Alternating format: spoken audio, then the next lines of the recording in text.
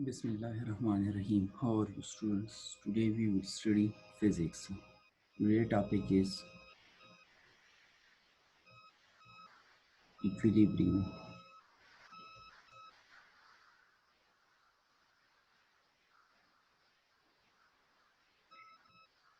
When all the forces that act upon an object are balanced, then the object is said to be in a state of equilibrium. The forces are considered to be balanced if the rightward force are balanced by the leftward force and the upward force are balanced by the downward forces. The body is said to be in complete equilibrium if the linear acceleration and the angular acceleration of the body is equal to zero. Simply, you can say that the body will be in the state of equilibrium if acceleration of the body is equal to zero. Because if all the sum of all the forces acting on the body is equal to zero, it means that this is the first condition of equilibrium, that sum of all forces acting on the body is equal to zero. The sum of forces acting horizontally is equal to zero. The sum of forces acting vertically is zero. Summation fx. Sum of forces acting horizontally is equal to zero, and sum of forces acting vertically is equal to zero. Both means that force is equal to zero. Sum of all forces acting is equal to zero. Ma is equal to zero. Means acceleration is equal to zero. Body will be said to be in the state of complete equilibrium if acceleration of the body is equal to zero. For complete equilibrium, linear acceleration and horizontal rotational acceleration both are equal to zero. For horizontal equilibrium or linear equilibrium, sum of all forces acting on a body is equal to zero.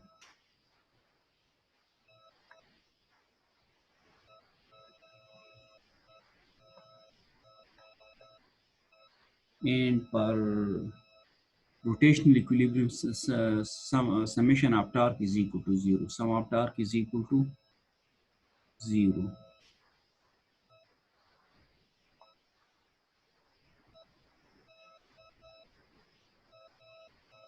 Sum of torque is equal to zero. Summation of torque is equal to zero.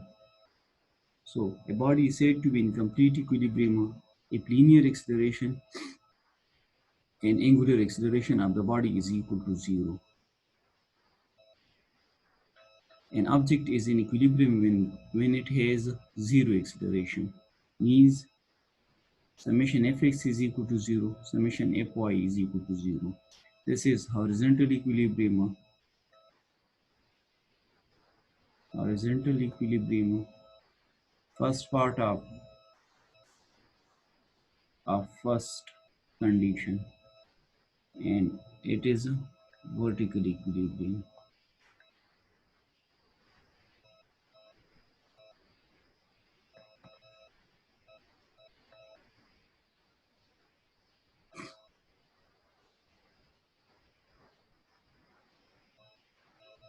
Equilibrium.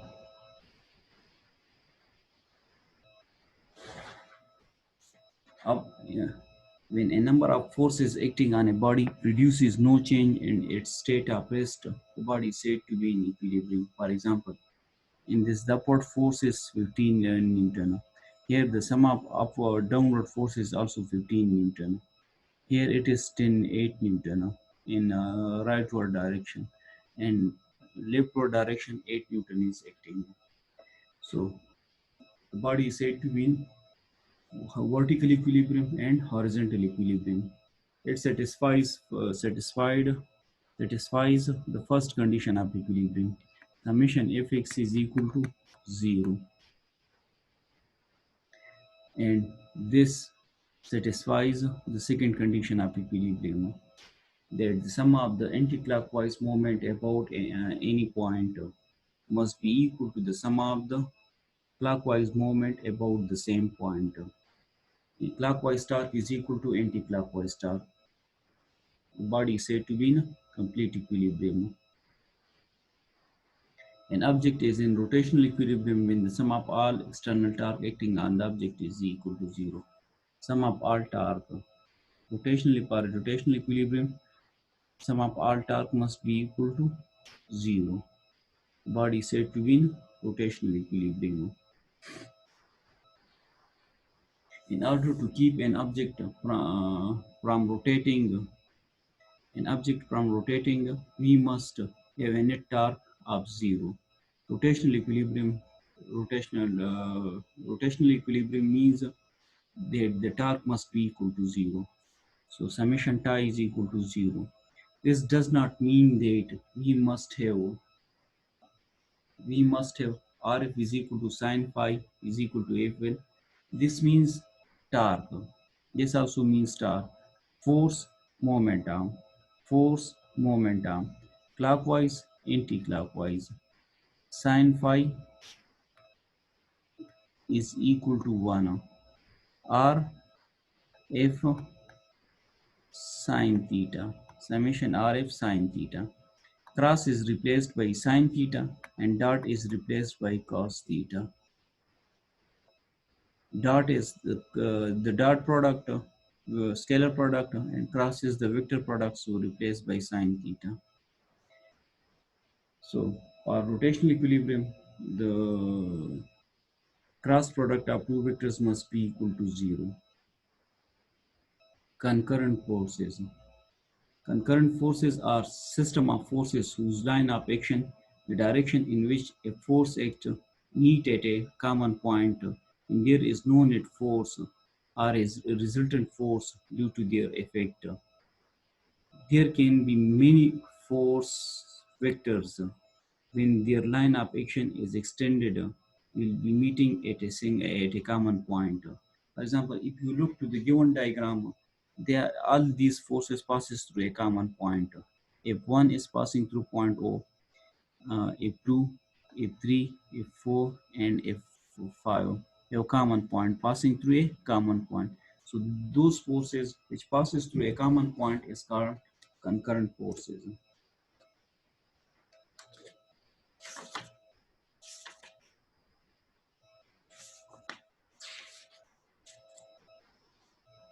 When two or more forces acting upon a body and the line of action of these forces passes through a common point, the forces are said to be concurrent forces. Now we will jump to another topic. Concurrent forces system. Same, having a common point. The forces having a common point. A concurrent force system contains forces whose line of action meet at some one point. Forces may be compressive. Concurrent forces may be compressive. Condition of equilibrium or static equilibrium. There are three conditions for static equilibrium. The object is at rest. There is no net force. There is no net torque. So, if the body is at rest, the body will be in the state of equilibrium. If there is no net force acting on the body will be said to be in state of equilibrium, uniform motion. In rotational equilibrium, torque is equal to zero. Sum of all torque acting on the body is equal to zero. So if the object is at rest, the body will be in the state of equilibrium. If above the object is moving with uniform velocity, at rest, acceleration is equal to zero. Moving with uniform velocity, acceleration is equal to zero. Sum of all torque acting on a body is equal to zero. The body is said to be in rotational equilibrium. Again, the linear angular acceleration is equal to zero. Linear angular acceleration is represented by alpha is equal to zero. Body will be said to be in the state of rotational equilibrium. If the sum of all torque acting on a body is equal to zero, the object is at rest or moving with uniform velocity. The two conditions for equilibrium. The two conditions for equilibrium of a rigid body or rigid object under the action of coplanar forces are the first condition. The vector sum of all forces acting on a body must be zero. summation fx is equal to 0 and summation fy is equal to 0. We already studied this in the previous classes. The second condition are torque condition. The sum of all torque acting on a body is equal to 0. This is the second condition and this is the first condition. Second condition of equilibrium. If a body is rotating about this point, it produces clockwise torque and it also produces clockwise torque. It satisfies the first condition of equilibrium, that upward force is equal to, this is downward force and this is upward force. Upward force is equal to downward force. Still the body is not in the state of equilibrium because the body is rotating. Body have angular acceleration. Angular acceleration of the body is not equal to 0. So if 1 is equal to 2, the sum of all forces acting on the body is equal to 0. Is it? But is it really in equilibrium? The answer is no. It will spin around and around. The body is said to be in the given example. The body is said to be in the state of the body satisfies the first condition of equilibrium, but still the body is not in the state of equilibrium because the body will have rotational acceleration.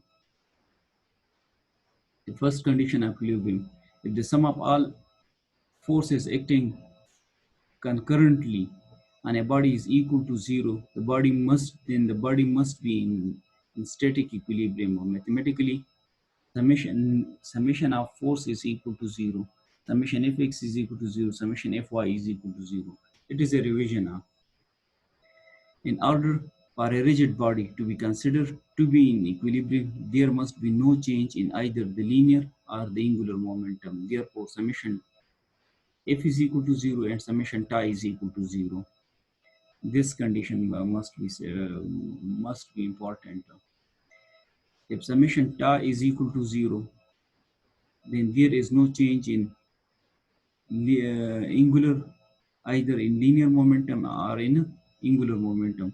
True equilibrium means no linear or angular acceleration.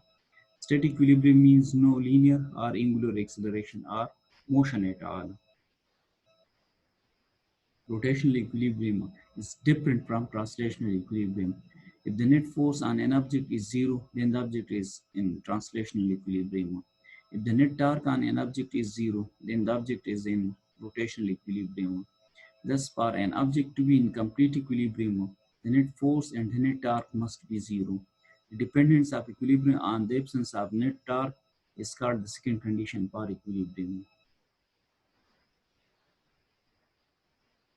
Now, students, today we studied equilibrium.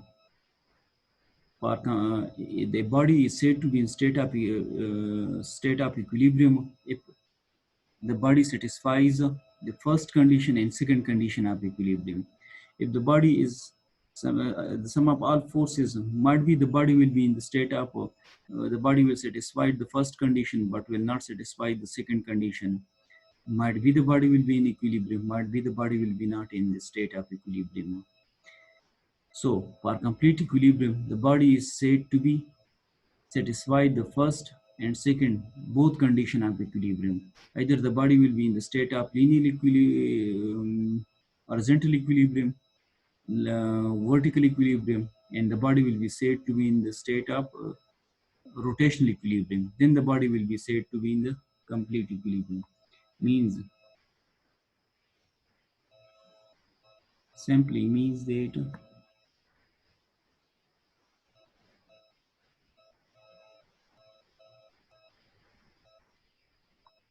acceleration is equal to 0 and angular acceleration is equal to 0. So the body will be said to be in the state of complete equilibrium if linear acceleration and angular acceleration both must be equal to 0. Both must be equal to 0. Rotational equilibrium. Summation t is equal to 0. When all the points have a single point, passing through a single point. Condition for equilibrium. The body must be in state of rest, or no force is acting on the body, or no torque is acting on the body.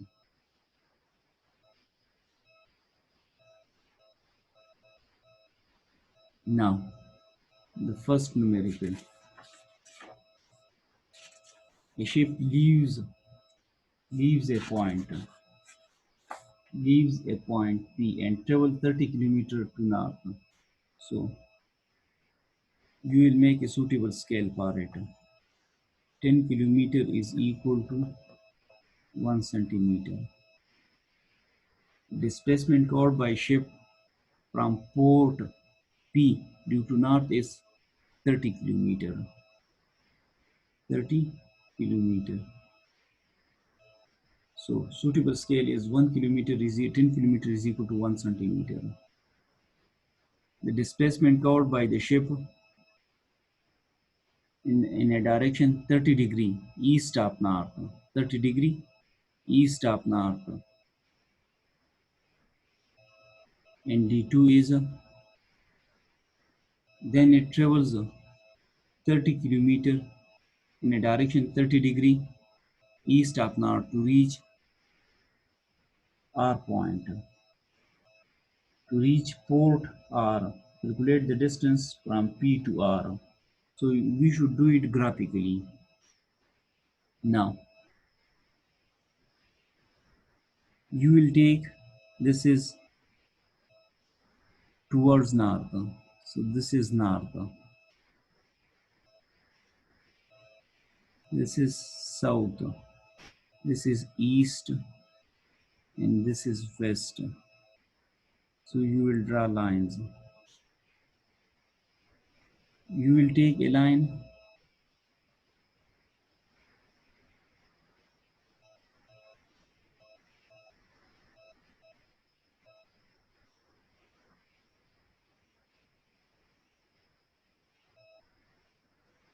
You will take you will 30 kilometer to north. So you will take a line of 3 kilometer. This is a line of 3 kilometer. 3 centimeter represents 30 kilometer.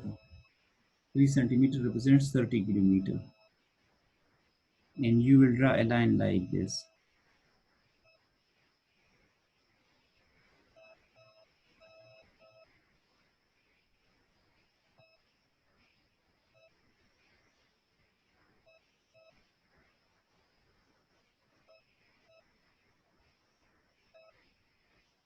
So first we will draw a line of 3 centimeter. A line of 3 centimeter.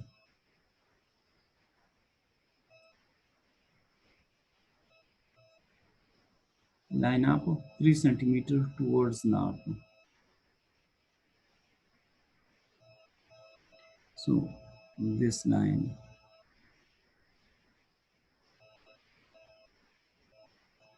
3 centimeter towards north.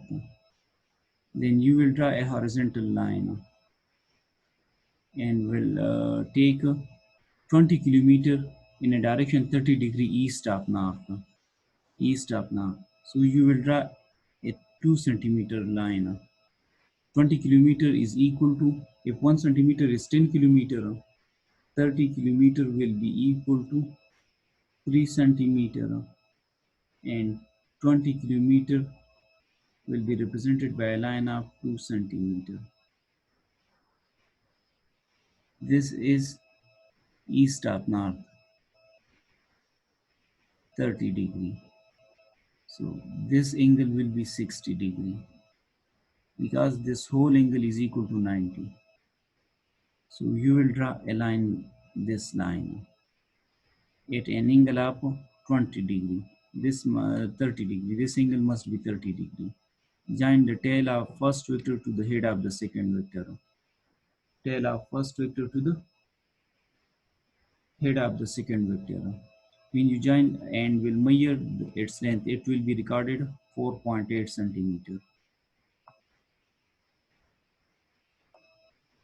So 4.8 centimeter is equal to 48 kilometer.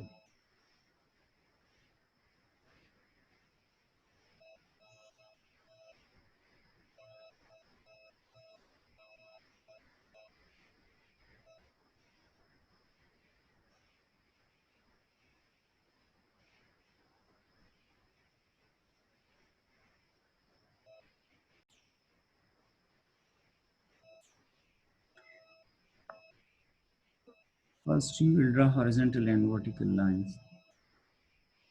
First, you will draw horizontal and vertical lines.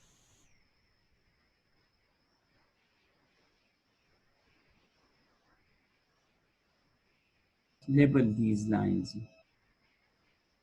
as north, south, east, and west. Then you will take suitable scale for it. Scale is 1 centimeter line represents 10 kilometer. 3 centimeter represents 30 kilometer and 2 centimeter represents 20 kilometer. You draw horizontal and vertical lines. In along this is north, this is south, this is east, and this is west. You will take a line towards west, towards north. 3 centimeter line represents 30 kilometer. Then 8, you will draw a dotted line like this. Then you will make a line of 2 centimeter at angle of 30 degree east of north,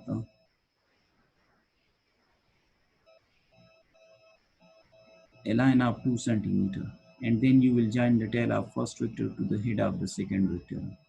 It will represent your resultant. You will measure it with the help of measuring tape, ruler, and it will be recorded 4.8 centimeter.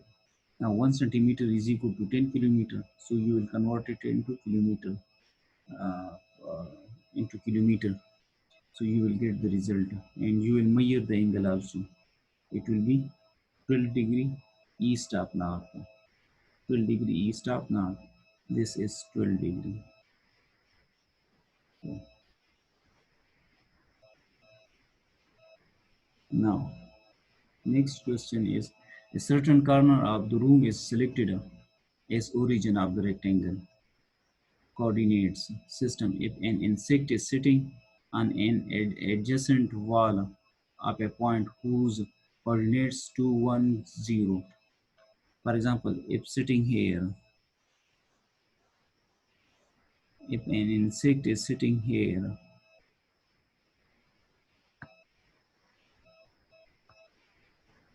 sitting here, x is equal to 2. Along x you have to travel 2 kilometer, 2 meter, kilometer, whatever the unit is. Along y axis is 1 and along z axis is 0. So you use the formula for to calculate the position. What is the distance of the insect from the corner of the room? So distance formula is r is equal to x square plus y square plus z square. So you will apply the formula and find the solution to this question. The answer is 2.2 centimeter. This is x, this is y, this is z, and taking the square root, you will get the answer. Thank you, students. It's from tomorrow. Tomorrow we will start from the numerical 3.